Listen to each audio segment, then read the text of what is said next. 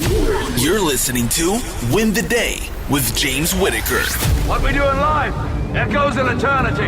Broadcasting from Los Angeles, California. Here's your host, James Whittaker. Let's go. Welcome to Win the Day. The quote for this episode comes from P.T. Barnum and says, "Money is a terrible master, but an excellent servant." As many of you know, I spent more than 10 years in financial planning back in Australia, and there are so many lessons from that time that I'll never forget. Three of the main ones were that first, people generally are extremely disengaged from their financial present, which completely neutralizes their success for their financial future. Second, just because someone was successful in their career didn't mean they were automatically good with their money. I mean, I can't tell you how many people I've spoken with who are broke on paper despite having six-figure or better salaries. And third, that financial literacy is absolutely vital to any type of holistic and sustained success that people want to have. And in this episode, we're going to chat with one of the world's foremost financial literacy activists, Adam Carroll. Adam has spent more than 15 years helping people do more with the money they make. He is an internationally recognized financial literacy expert, a 3-time best-selling author, host of the Build a Bigger Life podcast, and a 2-time TED Talk speaker with more than 10 million views online. He is also the creator of the documentary Broke, Busted, and Disgusted, which aired on CNBC and is shown in hundreds of high schools and colleges around the US. In this episode, we're going to be talking all things money. We'll talk about how parents set their kids up for financial failure, how to get out of debt no matter what age you are, what you can do to raise strong children in the digital world, and how a simple, and I mean simple, action got Adam the opportunity that completely transformed his life and his career. Adam is an extremely accomplished entrepreneur, and there are some phenomenal takeaways in this one.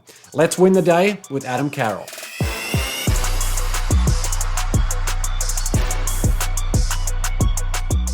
Adam Carroll, great to see you, my friend. Thanks for being on Win the Day. James, it's my pleasure. It's been a while, and I'm super excited to be with you and your audience. Well, tell us about what your life was like growing up and about your relationship with money at the same time. Oh, man, my life growing up, I thought it was privileged, to be quite honest. I grew up in this idyllic Midwestern household where my dad had a very abundant mindset. You know, if we needed it, we would get it. And I always thought that we were affluent or somewhat affluent. And, when I got older, my dad came clean with me and laughed and said, we were far from that. I don't know what made you think this, but I'm glad that you had the air of us having lots. I think it was just the fact that I was loved at home. There was lots of opportunity, it seemed like, at home. And I was really lucky because both of my parents had very positive mindsets. And so there was always kind of an air of opportunity around the house. And I think that's kind of what helped shape who I am today. Yeah, absolutely. It's a big theme, isn't it? The positive energy, the love in the home, and of course, the financial literacy. These are core tenets that you and I are both, very passionate about, and some of the light that we want to bring into the world. So I'm so excited to dive into all of that stuff today. What career opportunities did you gravitate towards at a young age, or did you get caught early from the entrepreneurial bug? Oh, man, you know the answer to this question, James, even before asking it.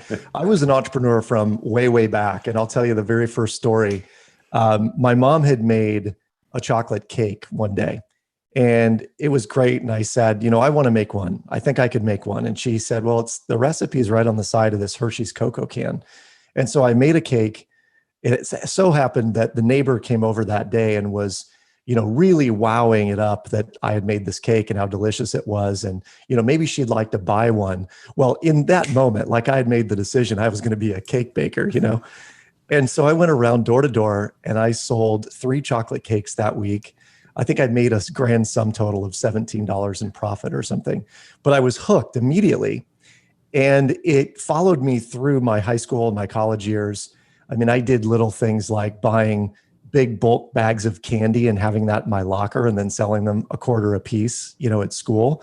When I got to college, I bought these gigantic popcorn vending machines, and they were like 7 feet tall, and they air popped a 24-ounce cup of popcorn. But I was hooked on the idea of entrepreneurship. And so my career choices post-college really went after like sales and marketing, because I made the equation or the connection, if you will, that if I could sell it, I could come up with an idea and sell it, I could be a really successful entrepreneur. And lo and behold, here we are, some 15 years later, being self-employed and building businesses. And I would say it's all gone fairly well.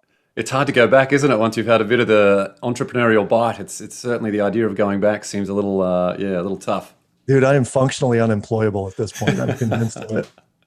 Well, what about your commitment to your own personal growth at that point? Was there a book or two in particular that really stood out and made you helped you realize that perhaps you had more potential and power than you had given yourself credit for previously? Yeah, I think growing up, I mentioned my parents were very positive minded. They talked about opportunity a lot. My dad was big into Deepak Chopra back in the day. And he would tell me growing up that I was a wizard. And I didn't really understood what he was telling me at the time. I had, visions of Harry Potter-esque kind of wizards. But what he was telling me, I believe, is that I could create whatever environment I wanted to create. I had the ability to manifest my own desires. And so when I read Think and Grow Rich the first time, which you are obviously well versed in, I realized that the message of definiteness of purpose and of focus, attention. And I have a saying up on my door up here, and it says the definiteness of a purpose for acquiring wealth is necessary for its acquisition. And I kept reading that over and over and over again. And that book, I think, was probably one of the first books that got me on the path. And then I went down this unbelievable rabbit hole of finding all of the quantum physics and law of attraction books that were out there. And I realized that we are all constantly, consciously or unconsciously, creating our own environment. And I owe it to that book. I owe it to Think and Grow Rich that got me started. And there's a number of them now I could rattle off that I tell everyone to read if they want to leverage the law of attraction in their own life. For sure. What about when it came to the practical application of these things? Was there a job in particular that you had that helped transform your mindset around life or business? Interestingly enough, this is going to sound kind of odd, I think, James, but when I was in college, I got recruited to sell books door to door. It was a company called Southwestern Publishing that recruits about 4,000 college students a summer. And we go out and we knock 200 doors a day, 12 hours a day, 6 days a week. So it's a brutal, brutal summer. My first summer, incidentally, I was in Rancho Cucamonga, California. That's where my wife's parents live. I know it very well. Yeah. So Rancho was home for me for 12 weeks. And I went and knocked on doors and I got told no 198 times a day. And, they told us, if you sell 2 sets of books a day, you'll be successful. And what I realized in that business, not necessarily manifestation, although we were constantly trying to manifest what we wanted during the day, it was more about the fact that every no is just a next, and that every no just gets me closer and closer to what I truly want. So after that summer and then the subsequent summer the next year, I really felt like I could deal with rejection better than just about anybody, because it was no big deal. Like, you could say no to me and I was just going to go to the next door. It wasn't a big thing.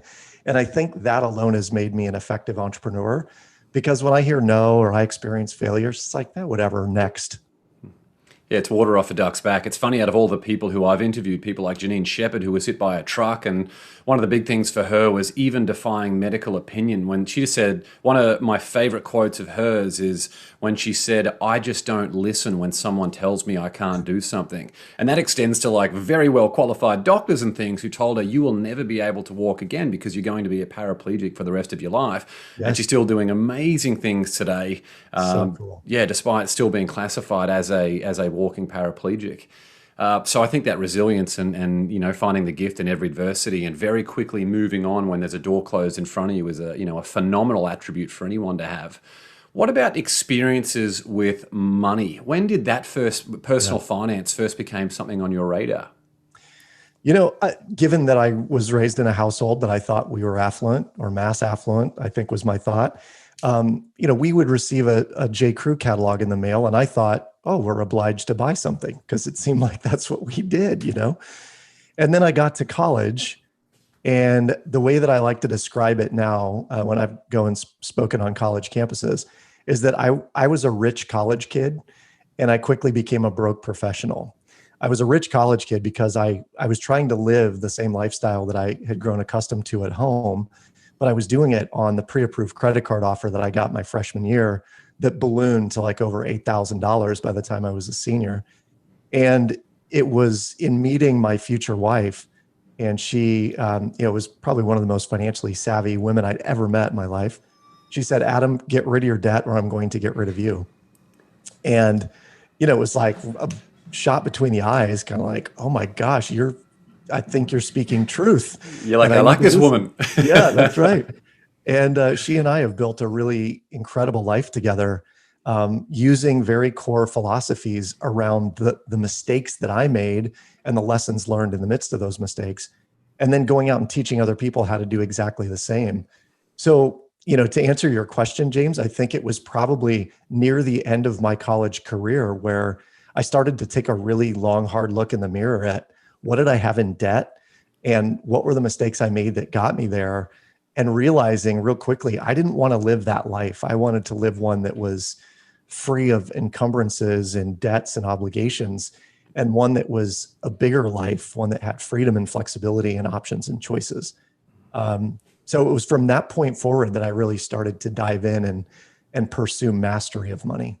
Yeah, I love it. And you've, obviously all your work today is such a great testament to all the things that you're doing. It's amazing that in America that they hand out pizza on college campuses in exchange for credit cards and things. It's something that I never knew about and that I didn't even realize existed. And I'm not even sure if that happens in Australia, but there are people like Sharon Lecter who sold more than 40 million copies of books because she wrote all the Rich Dad, Poor Dad books with Robert Kiyosaki. She is a financial literacy activist, and she said she couldn't believe that is her job, yet her own children fell into credit card debt. What are the things that some of the steps that you've taken with your own children to insulate them from falling into that trap of credit card debt particularly?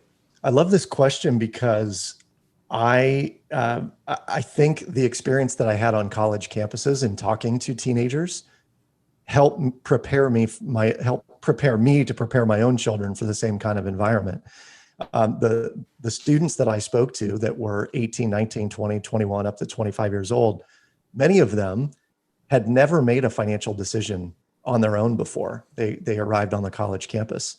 They didn't fill out their FAFSA. They didn't buy their own clothing. Some of them didn't pay for their own gas or their own meals. Many of them had no concept of what $1,000 borrowed meant. And what I realized was I wanted to bring my kids up in a world where they had made very tangible, real decisions around money. And so my wife and I realized that it was, first of all, important that they have money in their hand. And I wasn't just going to hand it out. I wanted my kids to have a work ethic and be industrious. So we pay them based on chores they do at home. It's not a commission, but it's money that you're going to make for, doing this work around the home. They also make money babysitting. My daughter has a part-time job. My son has reffed soccer and basketball games. My other son has mown lawns and shoveled snow and done lots of other odd jobs. But what I'm most proud of, James, is the fact that all three of them have far more money in savings than the average American does right now. And they're also very, very savvy and wise about making purchases that are no longer small, insignificant purchases. They're buying things like phones and computers, and they're making really educated choices in doing it because we prep them on the $5 and $10 and $50 items so that they are better prepared for the $1,000 and $5,000 items down the road.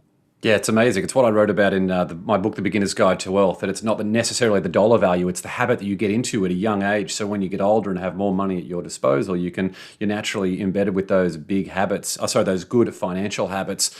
And something I talk about often is that Think and Grow Rich could just as easily have been titled Think and Grow Poor, because the idea is completely the same. It's, what you're doing each day extrapolated over time is what manifests that reality. You're a dad, I'm a dad. We know that if we really want to change this, if we really want to enact this financial literacy change generationally, it all starts in the home. What should people be doing to teach their kids about money, and when should they start that in the home? I get this question quite a bit from parent groups who say, my kids are 6 or they're 8 or they're 3. What age should I start? Some will say, my daughter's 18 and she knows nothing about money.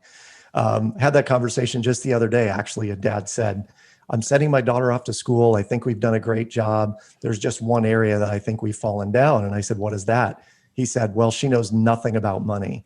She's carried my credit card the entire time she's been in high school. And when she needed gas, she charged it. When she wanted clothes, she charged it. When she went out to eat with her friends, she charged it. And for those of you that have younger kids, let me be very clear. That is not the way to bring your kids up to understand money. I think we should start doing this with kids as young as 5 or 6 years old.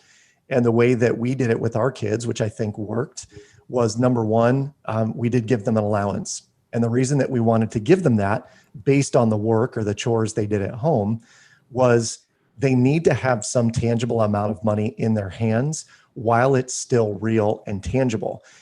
That paper money is a big deal because as they get older, if they've never experienced the paper money and had the emotional tie to a 20 or a 50 or $100 bill, they'll go into Amazon and hit one-click ship on a $47 item and not think twice about it. Yeah, then you get the credit card statement. It looks like there's too many things on there to even go through. So it's like, oh, I'll just pay it. I couldn't be bothered spending 10 minutes combing through all of my purchases. That's exactly right. Or pay the minimum, right? Where we don't even feel it. And so I think if we start young and we give kids money, we also then must give them the ability to make the decisions that they want to make. With our kids, we said, listen, you're not going to spend $10 on candy necessarily. But if they said, I really want to buy this Nerf gun or this athletic piece of equipment, it was like, if you want to do that and that's your money, that you're perfectly entitled to do that. And as the purchases got bigger, we would just have a little bit more dialogue about how long do you think you'll use it? Will you get a good use out of it? Do you think you could resell it when you're done so there's not a sunk cost in it? And we were just teaching them business lessons, right? And the other thing, James, that we did that I highly recommend is they say that now, I think CNN Money came out with a study that said that 65 or 66% of the American population could not come up with $500 cash in the event of an emergency. And so we said by the time our kids are 5, they had to have $300 in savings in an emergency fund. By the time they were 7, they had to have 400. And by the time they were 9, they had to have 500. And people will ask me, what on earth kind of an emergency will a 9-year-old have? And what I often tell them is, hopefully none. I'll take care of it if they do. But if they have $500 at the age of 9, they're going to have it at 19 and 29 and 39 and 59. They're going to have it forever because it is a habit, just as you said. Yeah, absolutely. Well, many parents conflate this idea of love with cash handouts. You know, is spoiling children financially about the worst thing that you can do for their development? In my opinion, that whole idea of love and money and us conflating that idea of I love my kids. And the way I look at it, James, is I love my kids, therefore I don't want them to struggle. And the challenge today that I see is that there is this generation of students coming through college right now that have never struggled, really. And because of it, they think that life is supposed to be easy. And as soon as they confront struggle, they collapse. And my fear is that we're going to have a lack of entrepreneurial spirit for people in their 20s and 30s because they never experienced struggle when they were in their teens. And I think you hand your kids money, it equates to removing all struggle from their life. I think kids need to mow lawns, and they need to rake leaves, and they need to wash windows, and they need to make their own money, first of all, if they want some of these big things. And I think as parents, we're taking away that ability if we give it to them straight away. Yeah, this is very much the growth mindset that Carol Dweck talks about, only applied to personal finance. It's absolutely brilliant. What about when parents, how do they balance that journey of their kids as they enter adulthood where independence is required, but they might have found themselves in a situation, like I mentioned earlier with Sharon Lechter, where all of a sudden one day your kids come home, they might be 18 years old and old enough to be responsible for their own decisions and be independent, but they've got like $40,000 in credit card debt. How do you balance the need for independence with interjecting to potentially stop them from going a hell of a long way down the wrong road? Yeah. I think some of this goes back to my comment that young people don't really understand the context of 10 or 15 or 20 or 40 or $100,000 in debt. And one of the ways I think as parents that we can do that is we need to have really candid, honest conversations with our kids about, oh, you like that car? Let's do a quick price check online and see, A, what does that car really run? B, what does it cost to maintain that car? C, what are the payments on that on a monthly basis? And D, if you don't have a degree, how many hours would you have to work in order to pay for that car? And is that really what you want? In our house, we have some interesting conversations around, I get that you want that car. The car dealer doesn't necessarily want to sell you the car. They want to sell you the loan. And so understand that as a society, what we are doing is we are teaching our kids how to payment themselves into a corner. And when you're paymented into a corner, it's really hard to build a bigger life because you're constantly working just to pay the minimums, as opposed to working and knowing that you own 60 or 80% of every dime you make. So true. I think there's a bit of a misconception that when people get wealthy too, that they're all of a sudden happy to be paying sticker price for absolutely everything. My wife and I got a car recently, and this is the second time in a few years we've done that. We only have one car between the two of us because cars are just such a horrible, asset to be buying. And Right. These days you can text dealers. I spend literally days texting all these car dealerships to eventually get the best price on leasing this car. So then when I go to the car dealership that I want to actually get the car from, you already start at the absolute bottom price, and it's a simple yes or no as to whether they can do that. When the pandemic started, we had a whole garage full of bathroom supplies, all of these different things, pasta sauce, random things, because if I see this stuff at 50% off, then I'm going to grab it and stock it, because why would you buy things at 100% of the price? And my wife laughed because I know the price of the things that we buy every week at the 3 different supermarkets that we go to, because I love that adds up. Might be like $100 a week, but certainly, or $100 even a month, but that certainly adds up over time. And there's that quote that says, if you look after the pennies, and the pounds will look after themselves. And Yes. I love that. Are there some things as a household that you do, or maybe you personally, to make sure you're being responsible day to day with your finances? I've been asked this question a number of times on different podcasts, in one way, shape, or form. And in our household, we really value certain things. Eating out, going out to eat, dining is not necessarily one of them. My wife's an amazing cook, and we eat at home 99% of the time. I mean, for us to go out to eat, it might be once, maybe twice a month that we go out and have a nice dinner. But when we do, James, we typically really take our time and enjoy it. And um, I'm always surprised. Maybe I'm not surprised, but I'm always taken aback, I think, when I go out to a restaurant and I see a family wolf through a meal and, throw down a card and walk out 25 minutes later. And the assumption that I make is they do this all the time and it's not special. And my guess is that they probably spend a decent chunk of their income going out to eat. While that may be important for them, and that's great, I also think, they may be sacrificing their future financial freedom or wealth in doing that in the moment, that just like wolf down a meal. And was there anything special to it? Not really. So one of the things we do is we eat at home a lot. Another is we're just very, very careful about what we spend and when we spend, that it's something that really aligns with our values. I am going through a couple of online courses around money because I always love to just absorb, take in more, and pursue mastery. And one of the gals I'm going through her content, she said, is this thing that I'm buying worth my freedom? And what in buying it, how much longer does it take me to achieve that freedom? So I am having that mindset a little bit. And I would say we're kind of closet minimalists. We're not quite there, but we're almost there. I love it. Us too. Well, what about someone who might be 40 years old and they've got a bunch of debt and they feel like, look, maybe it's too hard. I don't even know where to begin around getting out of debt. What are some steps that people can take to, start to move forward financially? I think number one is looking for proof that either that is true or that is untrue. And I can show you a number of cases and clients of mine, friends of mine that are in their 40s. And I could riff off probably 3 or 4 examples right now. One guy had 2 homes, $600,000 in mortgages. There were 3 car payments in the family. There was credit card debt. He had multiple savings accounts that he was saving for a whole bunch of random things. And I said, hey man, your income is like totally inefficient. You've got all this money sitting in all these accounts waiting for you to spend. At the same time, you're spending copious amounts on interest payments for cars and homes and credit cards. And so we built a plan that had him completely out of debt in 3.5 years. All homes, both homes, all 3 cars, all credit card debt. And so I can share valid proof of people who've said, I think it's possible. I'm going to build a system that makes it possible, and I'm going to go do it.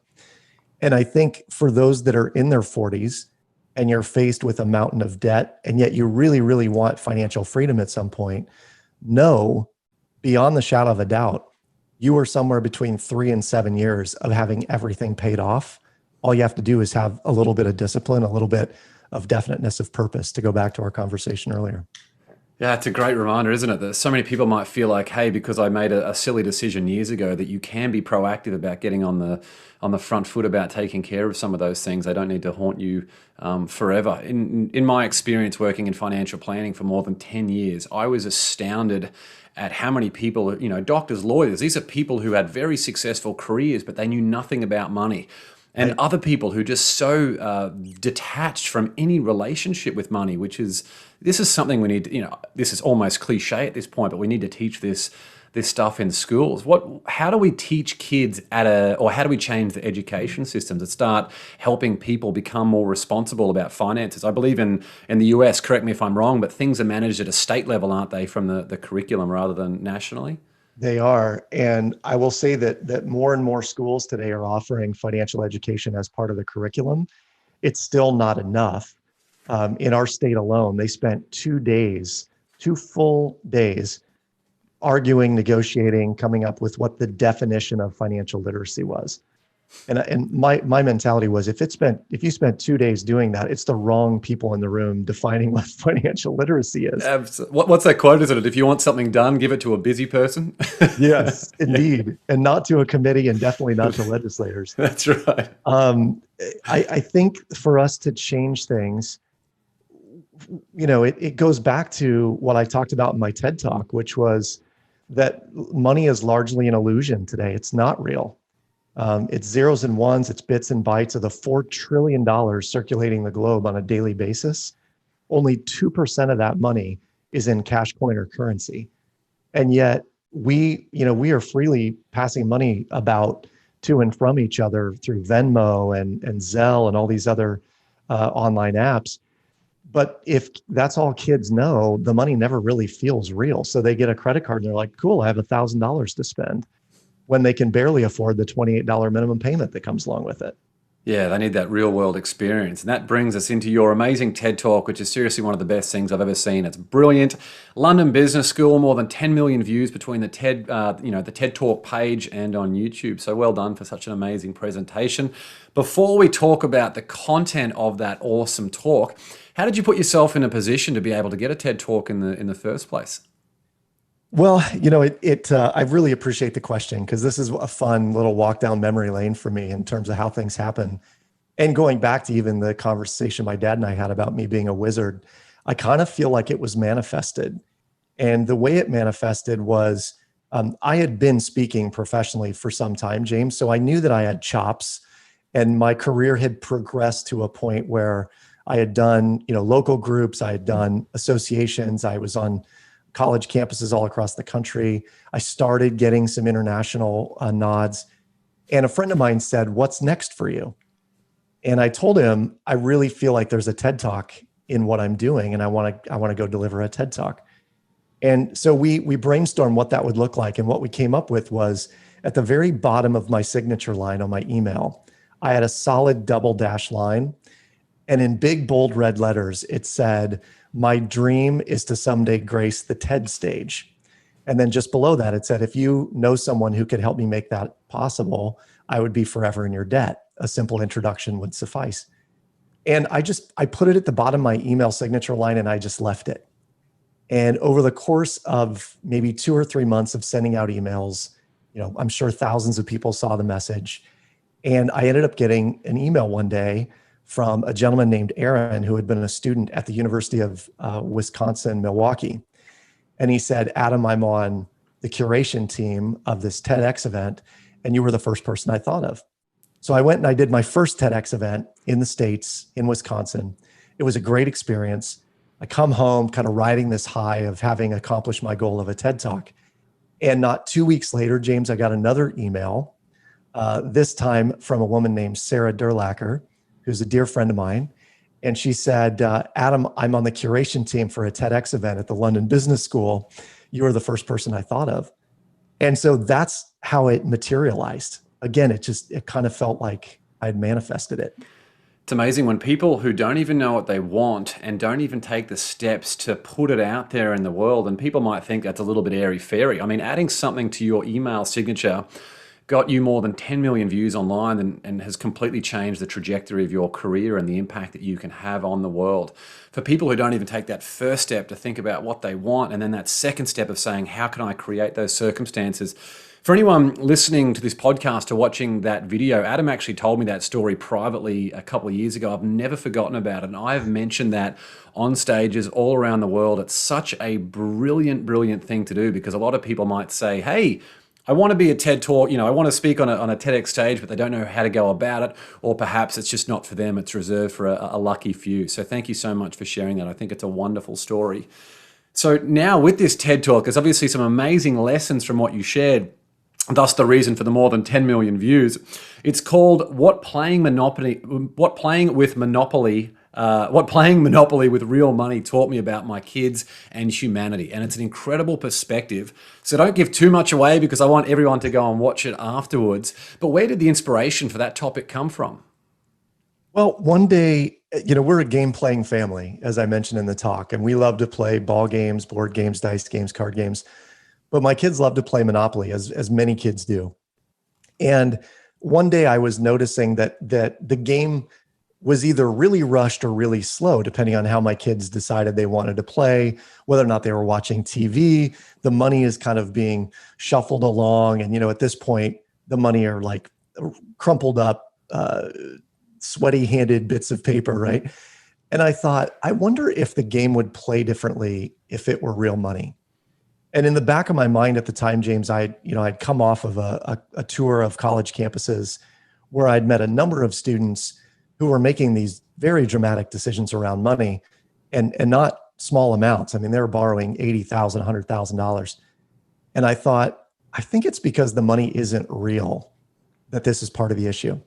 And so I did a quick sum of how much was on the counter at the time, and was figuring out, like, I think it's $1,500 in starter capital that you need for every player. Well, there are 5 of us, that's $7,500. And I figured the bank needed $2,500.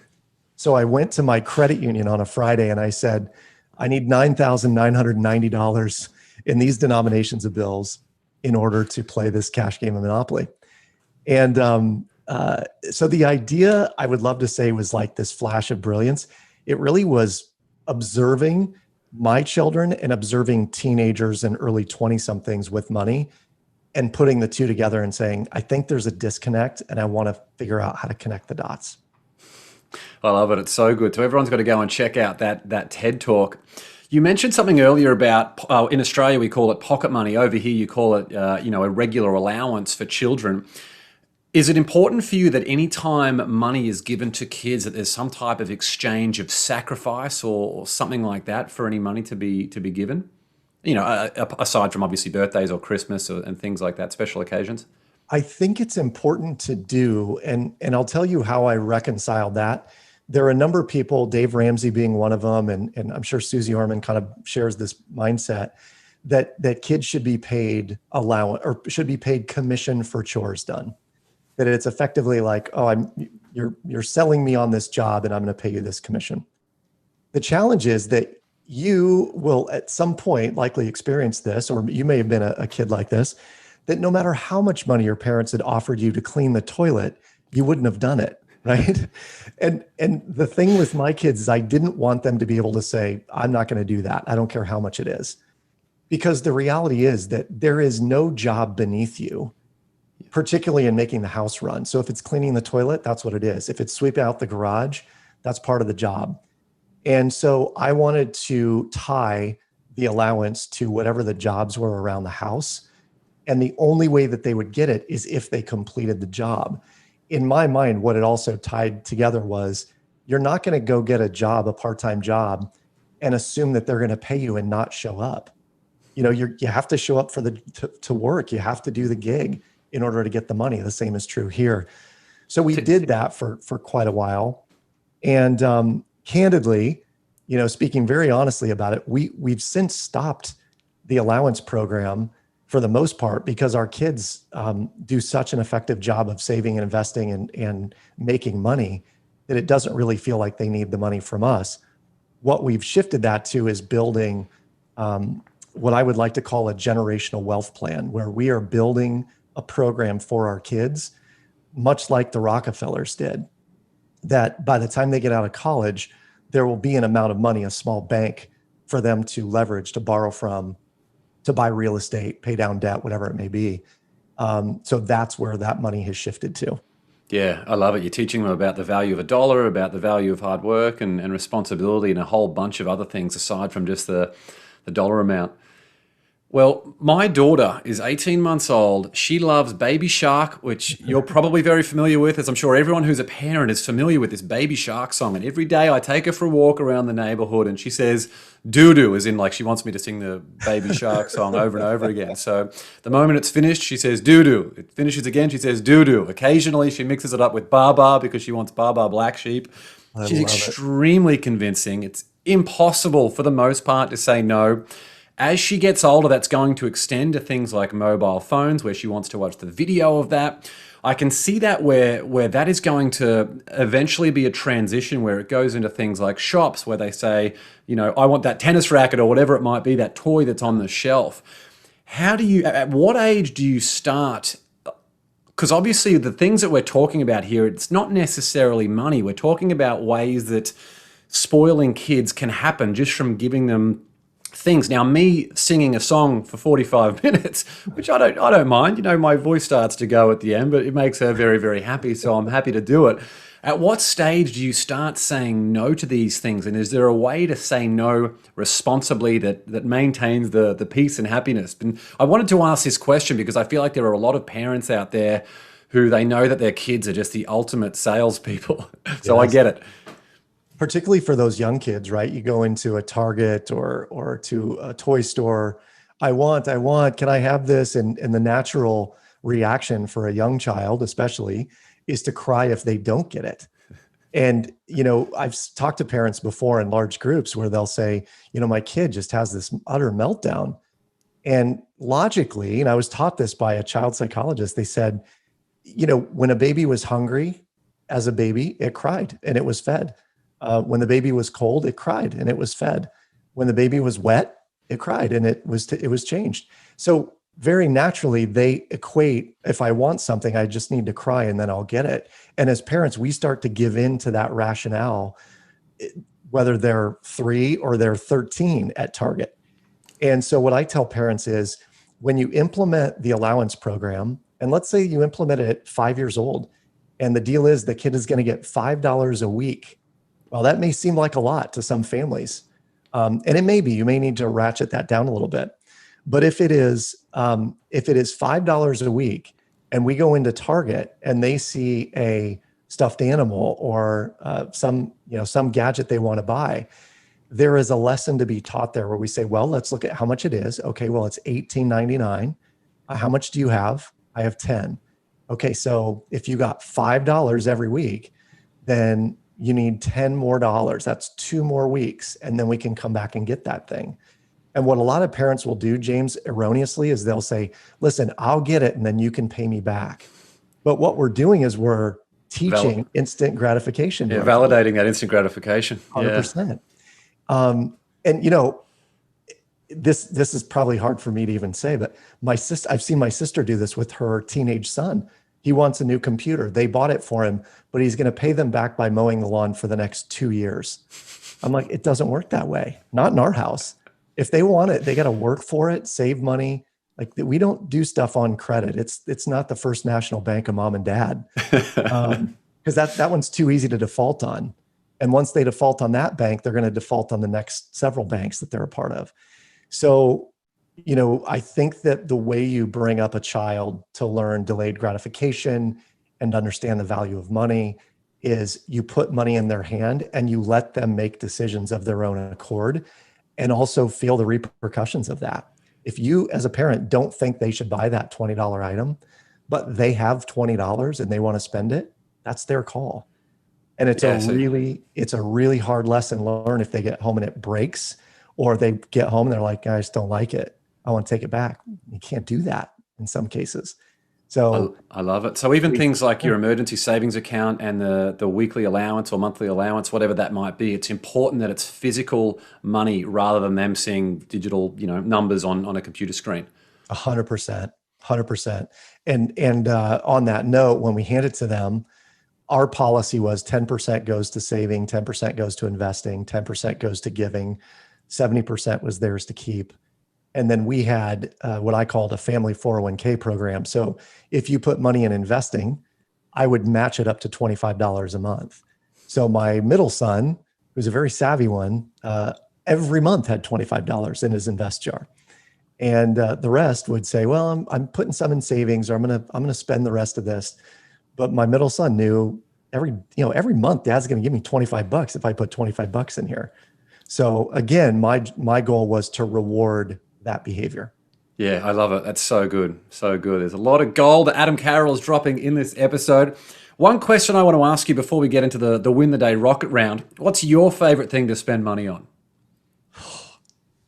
James, I am a technology nut, and I would be remiss not to say that I'm on Kickstarter or Indiegogo probably once a week, and I buy stuff. I could, within arm's reach of me, there's multiple things I bought on Indiegogo and Kickstarter. I love little tech gadgets, and I probably spend too much money on those things, but I geek out on it. You and me both. If we make a justification that we can use them for our career and making a bigger impact, then it can't be too bad, right? That's it. All engine running. Liftoff. We have a liftoff. Well, let's now move into what we call the Win the Day rocket round, which is 10 questions for some fairly quickish answers. Are you ready for this one, Adam? I'm ready. Let's do it. Awesome. Number one, what quote inspires you the most? I love the quote. It's misquoted by Nelson Mandela, but it was in Marianne Williamson's book, A Return to Love. It is, our greatest fear is not that we are inadequate. Our greatest fear is that we are powerful beyond measure. Love that one of my favorites. Number two, morning coffee or evening wine? I actually kind of prefer evening coffee, actually, as well. I haven't had that yet. That's great. Yeah. Number three, what's one bit of advice you would give your 18-year-old self? I would tell my 18-year-old self to align with a mentor or with multiple mentors much, much earlier. I don't think mentorship was given enough credence when I was going through high school, and it is essential. I've learned so much from mentors in my life. I wish I had done it 10 years earlier. So true. People also don't like necessarily taking much instruction from their parents and things too. So to have someone outside where they can teach you the real lessons is very powerful. Indeed. Number four, what book do you gift the most? The book I gift the most is a book called A Happy Pocket Full of Money. Are you familiar with that book? No, I'm not. I haven't heard that one. You would love it, James. You have to read this book, A Happy Pocket Full of Money. It is by a guy named David Cameron Gikondi. And he lives in Africa. He's an amazing author. And the book essentially is less about money and more about quantum physics, about how do you create the life that you want. Yeah, fantastic. I'll grab a copy as soon as we're done. That sounds amazing. Number five, was there a vulnerability you once hid within that became your superpower? I did not realize this about myself, but I'm extremely ADD, and I love ideas. I love if someone said, "Hey, we're thinking about going here today," I'd be like, "That sounds awesome. Let's go do that." And it did not occur to me until I was probably in my mid to late 20s. I met this gentleman whose desk was immaculate. And there was not a thing out of place. Pencils were neatly arranged. If there was a file folder open, he would close it and file it before he moved on to anything else. And I asked his business partner, "What is John's deal? Is he OCD, or why is his desk so spotless?" And his business partner said, "No, John is so ADD that if he doesn't have a spotless work environment, he can't singularly focus on the item at hand."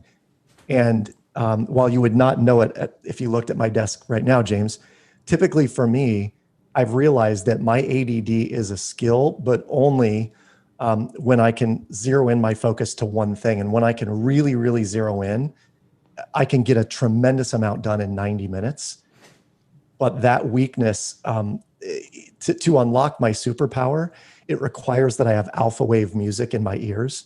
So I have to be listening to rainfall or really subtle guitar or piano music in order for me to focus.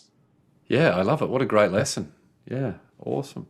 Number 6, what's one thing you've learned about failure? And it could even be financial failure, but or failure more broadly, whatever you want.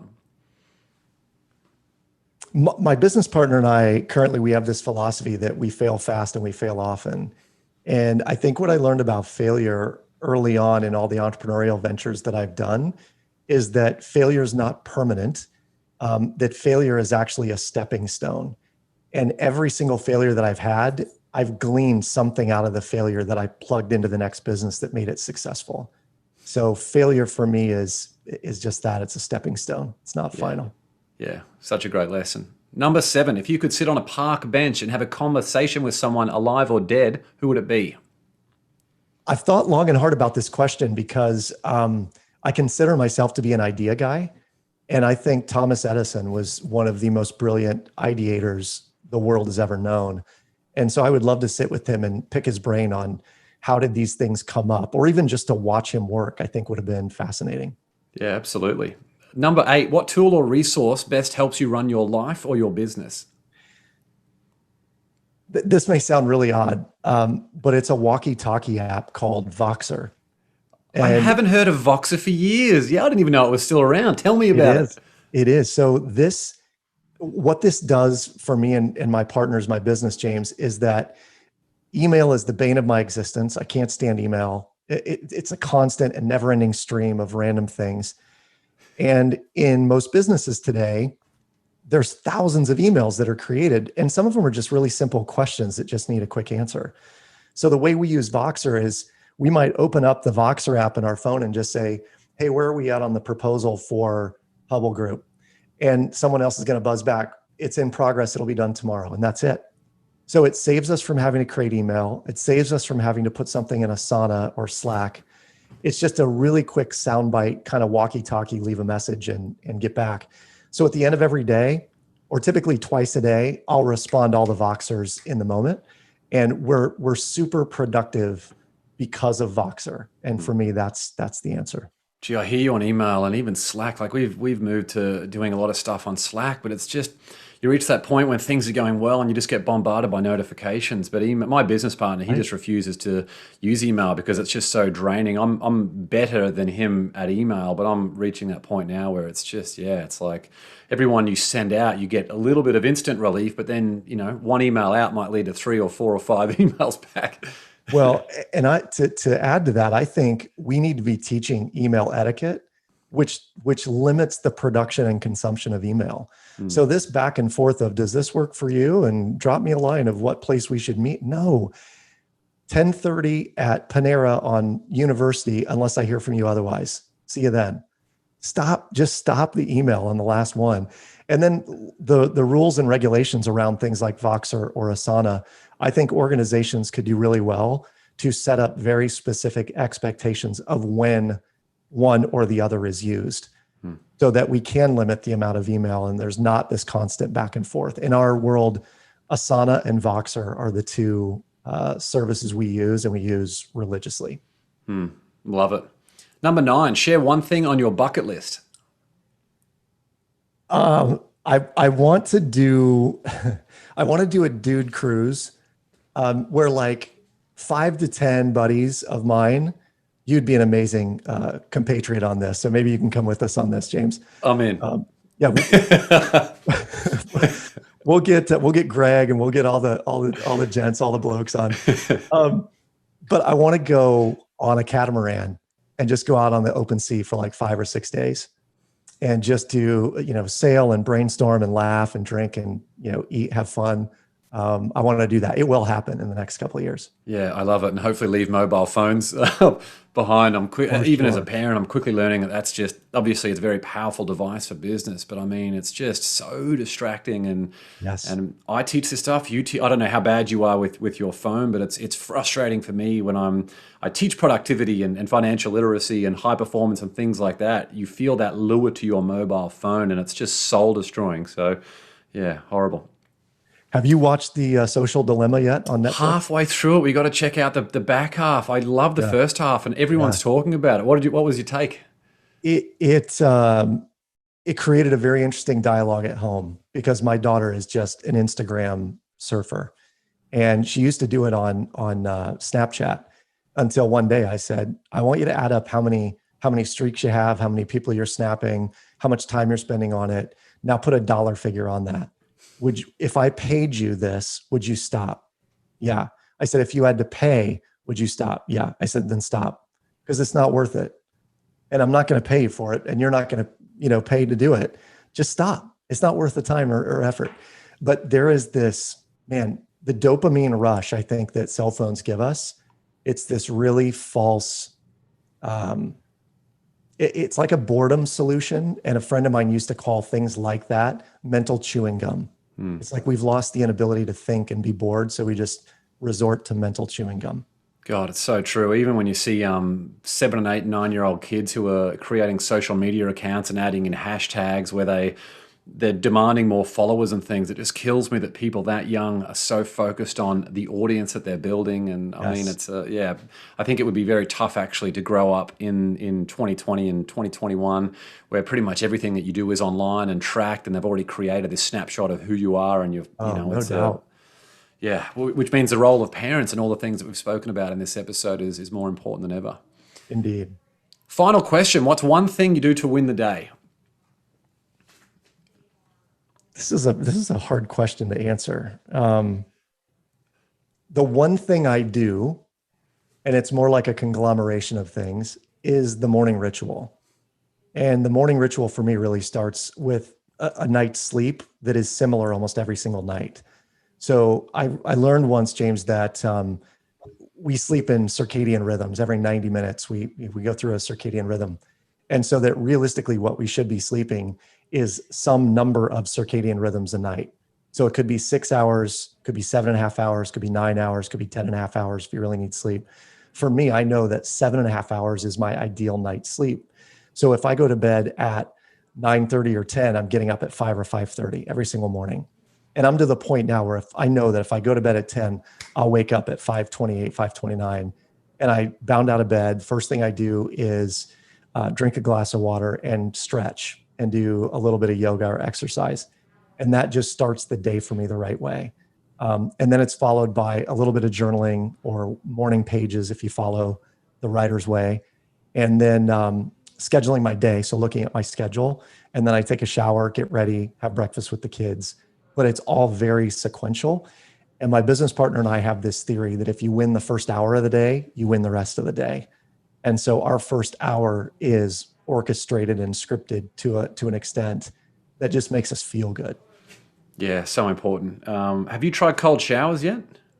So the job that I had selling books door to door, they made us do cold showers every morning. So you're haunted from I'm haunted previous by experience. them. However, we're redoing our basement. We're finishing it, and I'm building out like the ultimate downstairs. It's, you know how every guy wants a lair. This is my lair. This is my lair. So I've got a studio that I'm building down there. I've got an exercise, kind of a gym area. Adjacent to the gym area, there's a bathroom that I'm putting in a 3-person sauna and a stand-up shower right next to it.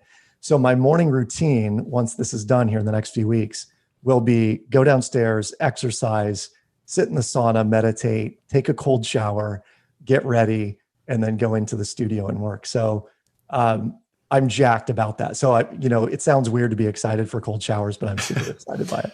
My morning routine is almost identical to yours with the exception of adding in cold showers. So my wife and I started that 5 months ago. We haven't had a single non-cold shower in the morning ever since. I have never seen anything like it for sustained energy levels throughout the day, with the one disclaimer that not all cold showers are created equal. So we went up to Big Bear, the mountain region near LA, and you have a cold shower up there. It is like liquid ice coming out of the tap. So obviously being in Iowa, I think maybe you could have a little bit of hot just to get on the LA cold shower equivalent. Yes. Holy cow. I can't even imagine what the water out, because that's like mountain fed spring water coming out, right? Yeah, that's right. Yeah. That's it's brutal. Yeah. Well, there are a bunch of ways to connect with Adam, and we'll link to all of these in the show notes. You can check out his website, adamspeaks.com, connect with him on Twitter at Adam Carroll, learn how to get out of debt at theshredmethod.com, and of course, watch his TED Talk, What Playing Monopoly with Real Money Taught Me About My Kids and Humanity. It's an incredible video. Again, all of that and more will be linked into the show notes. Adam, so great to see you, my friend. Thanks so much for being on the Win the Day show. James, been a pleasure. Thank you so much. I hope you enjoyed that interview with Adam Carroll. Sometimes, especially as parents, the conversations around money can be very difficult to initiate, but it's much better to do that now and empower yourself to change rather than keep putting it off. If you enjoyed this episode, leave a 5-star rating on Apple Podcasts and let us know your favorite takeaway in the review or in the comments on YouTube. To help support the show, hit the subscribe button and share this episode with those who need it most. Win the Day with James Whittaker is available on Apple Podcasts, Spotify, YouTube, and wherever you listen to podcasts. That's all for this episode. Remember to get out there and win the day. Until next time, onwards and upwards, always.